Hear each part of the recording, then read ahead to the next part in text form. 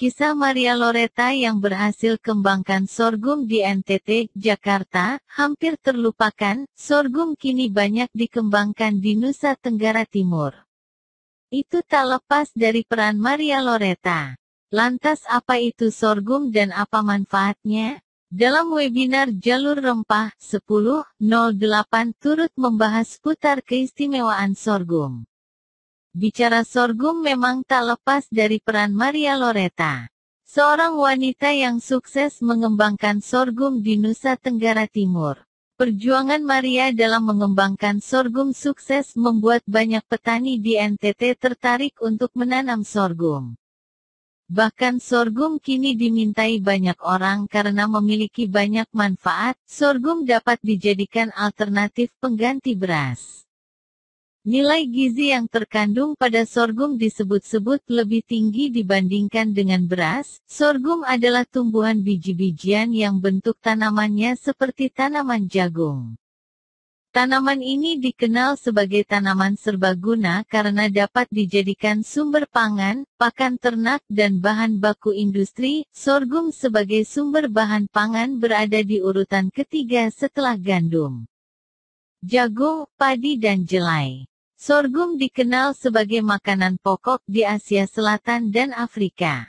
Di Indonesia, awalnya sorghum hampir terlupakan. Namun kini, banyak petani di Flores, Nusa Tenggara Timur yang menanam sorghum dan menjadikannya sebagai alternatif pengganti nasi. Jika dibandingkan dengan nasi, sorghum diklaim jauh lebih unggul dalam hal nutrisi dan nilai gizi.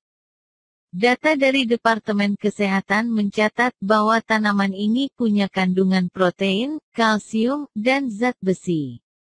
Selain itu juga kaya akan fosfor dan vitamin B1 yang lebih tinggi daripada beras. Dikutip dari CNN, sorghum memiliki kandungan gula yang rendah, sehingga cocok untuk dikonsumsi penderita diabetes. Bukan hanya itu, sorghum juga merupakan pilihan makanan yang baik bagi pelaku diet. Mengkonsumsi sorghum bisa membuat perut terasa kenyang lebih lama karena tingginya kandungan serat. Maria Loretta menjelaskan bahwa sorghum dikenal dengan berbagai sebutan. Seperti di Jawa misalnya, di mana sorghum lebih dikenal dengan sebutan cantel.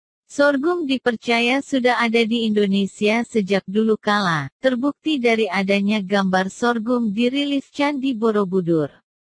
Selain itu, dalam Rumpius 1747, dijelaskan bahwa sorghum banyak tumbuh di Nusantara dan disebut sebagai ibu padi. Sorghum juga tercatat di Serat Centini, 1742, dengan menyebutkan cantel atau sorghum sebagai bahan baku makanan. Sorghum memiliki akar budaya yang kuat dalam narasi benih pertama di Flores dan masih dipakai sebagai objek ritual. Maria Loretta mengatakan awal ia tertarik dengan sorghum saat disuguhkan makanan oleh tetangganya. Sejak itulah, ia berniat untuk mencari benih sorghum ke berbagai daerah di NTT. Namun sayang, saat itu benih sorghum sulit didapat. Hingga akhirnya Maria datang ke desa Noba di Ileburu dan ia menemukan ladang sorghum merah tumbuh subur. Ia pun ingin meminta benih itu kepada petani. Namun, petani itu tidak memberikan. Butuh waktu hingga akhirnya Maria diperbolehkan. Dari itu Maria berjanji akan mengembangkan sorghum dan membagikannya gratis kepada petani yang mau menanam sorghum. Kegigihan Maria Loretta dalam mengembangkan sorghum di NTT pun berbuah manis. Ia berhasil membuat para petani di sana menanam dan ikut mengembangkan sorghum. Bahkan ada sekitar 34 kelompok petani di 8 kabupaten. Mulai dari Kabupaten Ende, Manggarai Barat, Sumba Timur, Rotendao, Lembata, Nagekeo, Sika dan Flores. Dengan mengembangkan sorghum, para petani merasakan dampak perekonomian yang berkembang. Kini sorghum tidak hanya dikenal di Nusa Tenggara Timur saja, tetapi hampir di seluruh daerah di Indonesia. Seperti di Sunda dikenal dengan gandrung, Madura dengan onser, Minangkabau dengan garai, Bugis dengan bata dan lainnya.